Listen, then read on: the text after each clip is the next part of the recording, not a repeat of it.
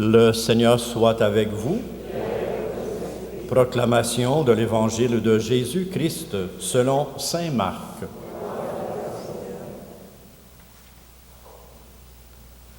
Tandis que Jésus sortait de Jéricho avec ses disciples et une foule nombreuse, un mendiant aveugle, Bartimée, le fils de Timée, était assis au bord de la route. Apprenant que c'était Jésus de Nazareth, il se mit à crier : « Jésus, fils de David, aie pitié de moi !» Beaucoup de gens l'interpellaient vivement pour le faire taire, mais il criait de plus belle : « Fils de David, aie pitié de moi !» Jésus s'arrête et dit : « Appelez-le. » On appelle donc l'aveugle et on lui dit : « Confiance, lève-toi, il t'appelle. » L'aveugle jeta son manteau, bondit et courut vers Jésus. Jésus lui dit : « Que veux-tu que je fasse pour toi ? » « Rabboni, que je vois. » Et Jésus lui dit : « Va, ta foi t'a sauvé. » Aussitôt l'homme se mit à voir, et il suivait Jésus sur la route. Acclamons cette parole de Dieu.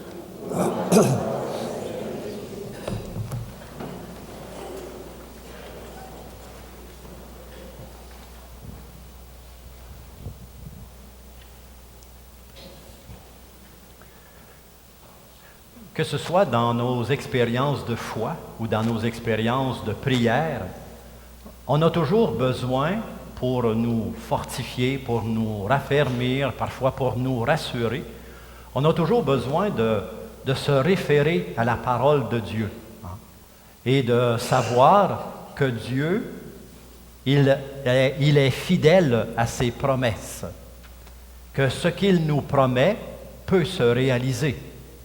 On a entendu la première lecture qui est très belle et qui nous ramène ou nous rappelle la promesse de Dieu dans l'Ancien Testament et comment Dieu a toujours répondu, a toujours été fidèle à sa promesse. Alors Jésus, aujourd'hui, dans son Évangile, fait comme, non pas simplement comme c'est son habitude, non pas simplement nous proclamer une parole, mais c'est à travers un exemple, c'est à travers un fait, c'est à travers un miracle qu'il va comme nous rappeler toute cette réalité-là. Notre prière, notre foi a besoin de s'appuyer, de prendre sa source, de prendre son énergie, de prendre sa confiance dans la parole de Dieu, et aujourd'hui, dans la personne de Jésus. L'événement se passe à Jéricho, une ville qui est importante dans la Bible, une ville qui est importante géographiquement aussi, parce que Jéricho, c'est un oasis, c'est un lieu, c'est sur le bord désert de Juda, et c'est là que beaucoup de gens vont rassembler, comme n'importe quel oasis. Ça attire les gens parce que c'est un point d'eau, c'est un point de rassemblement, c'est un point aussi où on peut trouver du secours. Et la ville de Jéricho, c'est un oasis très important. Il y a une source d'eau très importante. C'est donc géographiquement, c'est important dans le contexte du désert de Juda et de ce coin-là. Mais c'est aussi la ville de Jéricho, un symbole très important dans la culture religieuse, dans l'expérience biblique. Parce que, si on se rappelle un peu l'histoire, c'est par la ville de Jéricho que le peuple juif, après son expérience, les 40 ans de marche dans le désert avec Moïse, c'est par la ville de Jéricho qu'ils vont entrer dans la terre promise.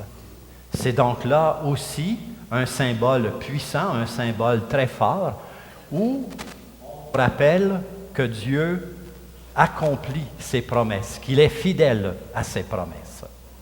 Alors, qu'est-ce qui se passe aujourd'hui?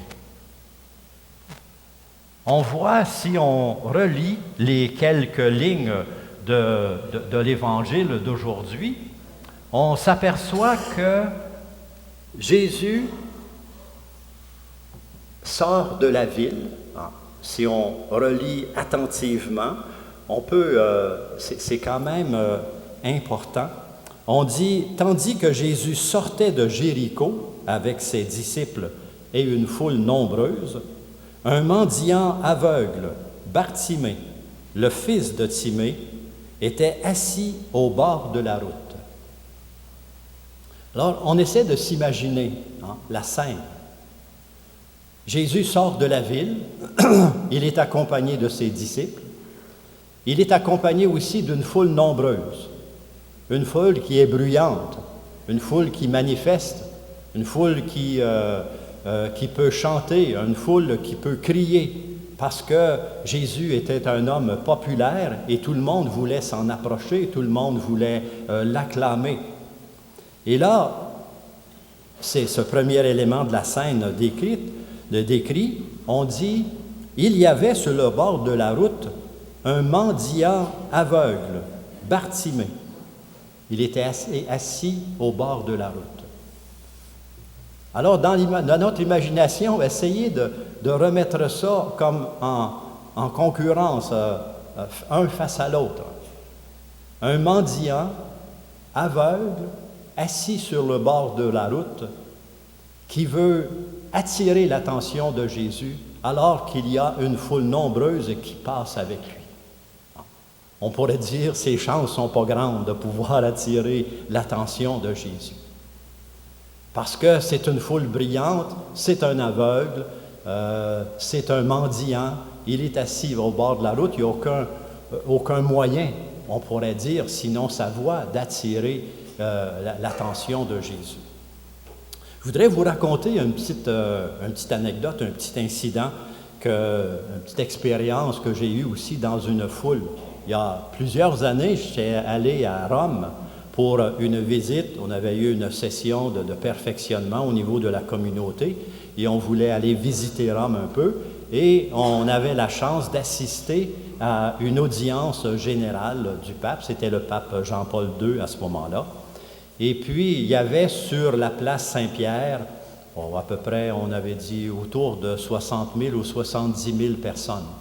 Bon, nous autres, on était 3 Montfortins. On dit, on va essayer d'arriver un peu plus tôt pour se placer sur les premières rangées, pour avoir la chance de voir le pape, et peut-être de lui tendre la main.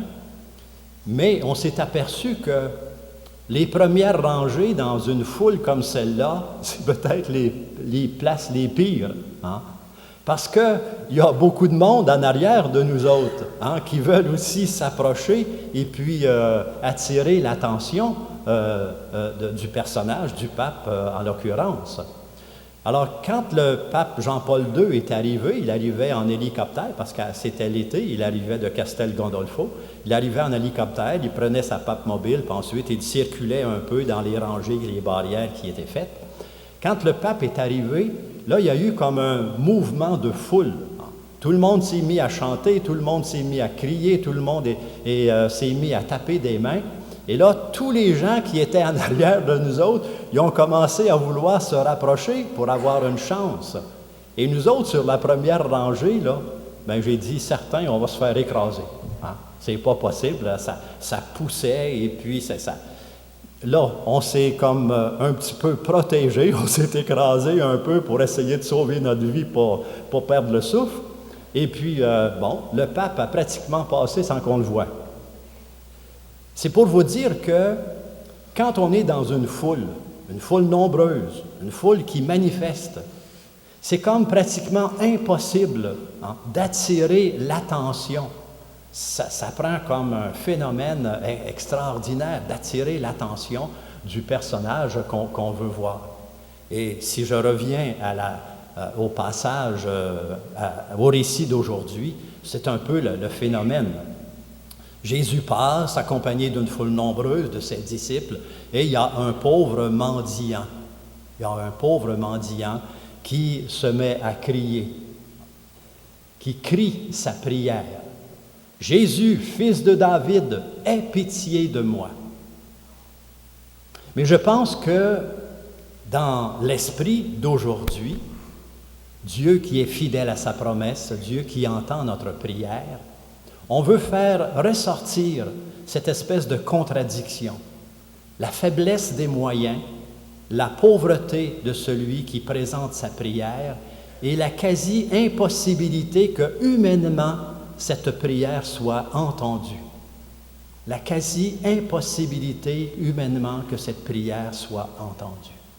Et pourtant, Jésus entend la prière, le cri du pauvre, parce que c'est comme si on voulait nous dire que parce que Dieu entend notre prière, cette prière qui jaillit de notre cœur, elle traverse les difficultés, elle traverse les obstacles et elle parvient à l'oreille de Dieu qui sait répondre à notre prière. Aujourd'hui, dans ce passage, dans cette Eucharistie, c'est comme si on voulait nous raffermir et nous dire « N'ayez pas peur, continuez à placer votre confiance en Dieu, il entend notre prière, il entend notre cri. » Et en terminant, je voudrais simplement comme souligner deux aspects de notre foi que les textes liturgiques d'aujourd'hui nous rappellent. Deux aspects. D'abord, le premier aspect, avoir dans notre cœur comme cet attrait de Dieu qui est irrésistible, avoir dans notre cœur comme cette fascination de Dieu, cette capacité d'émerveillement face à la présence de Dieu, face à sa promesse, face à son amour, et qui correspond à ça, avoir une grande humilité, parce qu'il est lui le Dieu tout-puissant.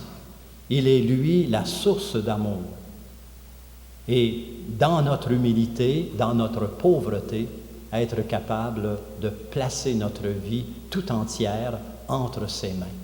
Avoir l'audace de crier notre prière et avoir l'humilité de reconnaître que c'est Dieu qui est grand et c'est Dieu qui sait répondre à notre prière.